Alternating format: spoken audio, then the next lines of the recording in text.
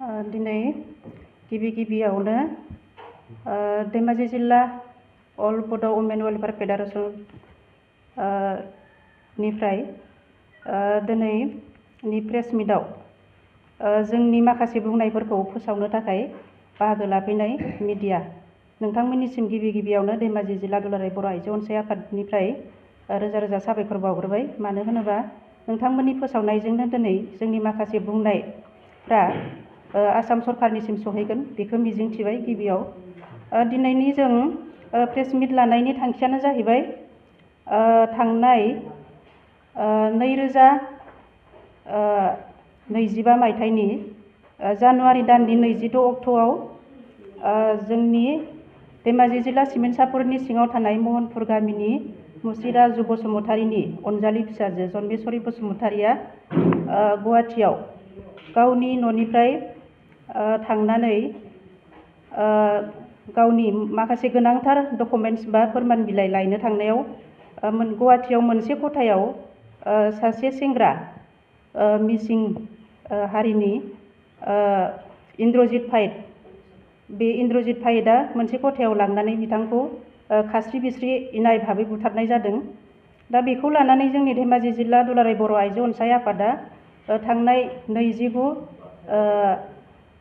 जानुवारि 2025 बै सानखालि जोङो धेमाजि जिल्लानि मोनफ्रोमबो बर'नि माहारियारि आफादफोरखौ लानानै लोगोसे जोंजों लोगोसे गुबुन गुबुन माहारिनि जेरै हमना ला TMPK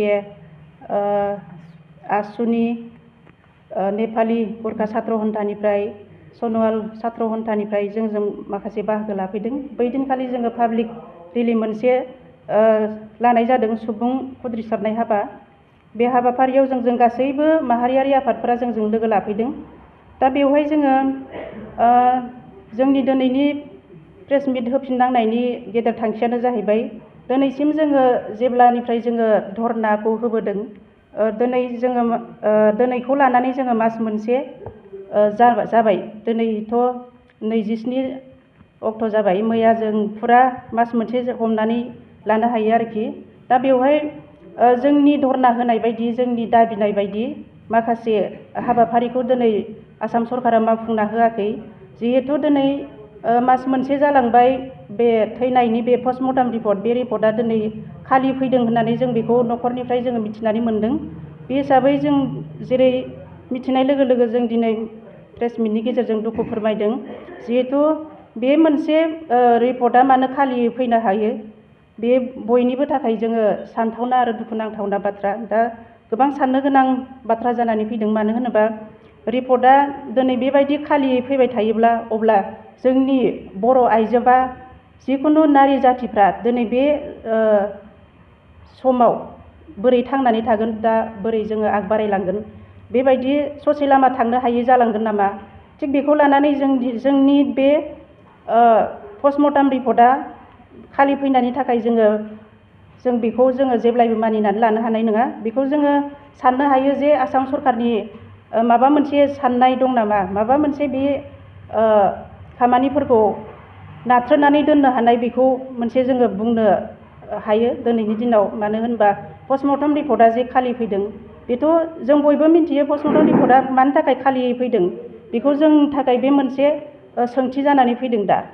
दा मोनफ्रोमबो माहारियानो दिनै जोंजों जमा जानानै दिनै पाब्लिक रिलिखौ जोङो लाबाय। बे पाब्लिक रिलि लानायनि ओंथिया बहा थाखो दिनै आरो मोनफ्रोमबो खेथ्रआव दिनै जन्मेश्वरील' नङा, बिनि उनाव माखासे बर' सिख्लाफ्रा बेबायदिनो बुथारजाबाय थायोबा बेखौ जोङो बोरै नायगारनानै दोननो, बोरै जोङो बिनि फारसे एक्सन लायालासिनो जोङो बोरै मोनफ्रोमबो आफादा बोरै जोङो सानालासिनो जोङो बोरै थानो।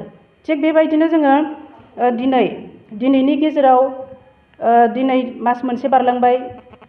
दिनैनि गेजेराव गाबोन समफोरनि गेजेराव जोंनि थाखाय बे पस्टमर्टम रिपर्टआ मोजाङै रियेल रिपर्टआ जोंनिसिम मोनफैनांगौ। जुदि मोनफैयाबा जोङो थांनाय 27 अक्ट'आव जेरै जों धरना लादों बेबायदि जोङो 29 अक्ट'आव जेरै धरना लादों बिनिफ्राय बांसिन जोङो थानायाव थांनानै जोङो मोनफ्रोमबो माहारिखौ लानानै जोङो गासैबो थानायाव थांनानै जोङो धरनाखौ हैनो गोनां जाहैगोन।